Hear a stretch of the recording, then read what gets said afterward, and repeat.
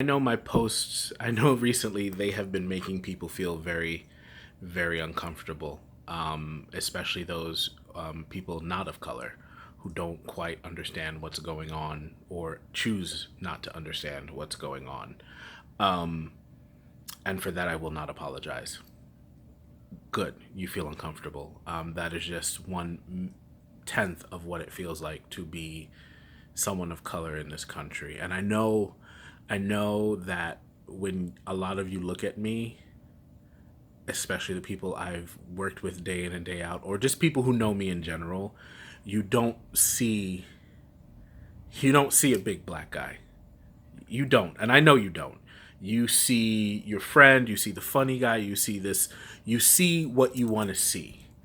But before I was a restaurant manager, or before I was eloquent, before I was anything, I was born a black man in a country that seems not to like me very much.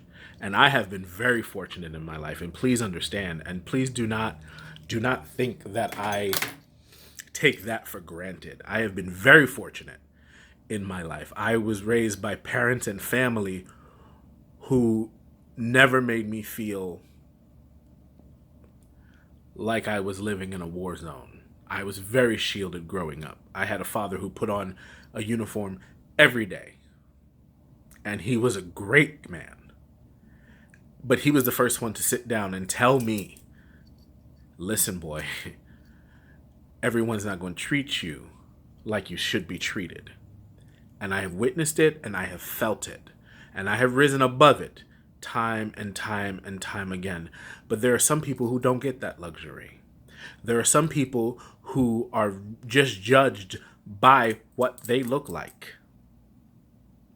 And the sad thing is, and the thing that hurts the most, is they look like me.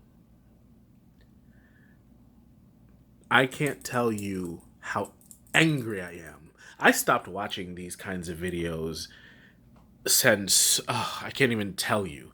But growing up, I remember being in school and seeing across the news Amadou Diallo or Abna Louima. Those things happened when I was a kid, 20 something years ago. Rodney King. I was 7 years old when Rodney King happened. I am 35. At what point do we say stop? At what point do we say enough is enough? Because enough is enough. Just because it doesn't personally affect you, because guess what? One day they will come for you. They will.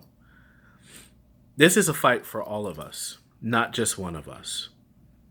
You can't love me or love me because you think I'm one of the quote unquote good ones, because that's a myth. I am a black man.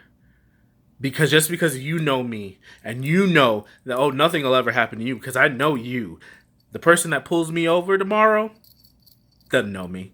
They see a black man. And I have been very fortunate. Very fortunate.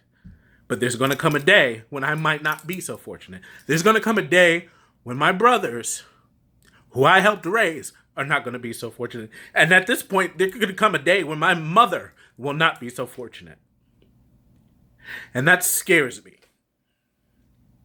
So if you think a Samsung TV or a Target or Walmart or some bullshit building is too far, killing me, killing my brothers, killing my family, killing people who look like me, that's too fucking far.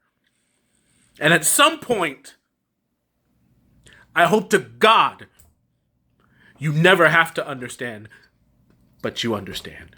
You never have to have a reason to understand.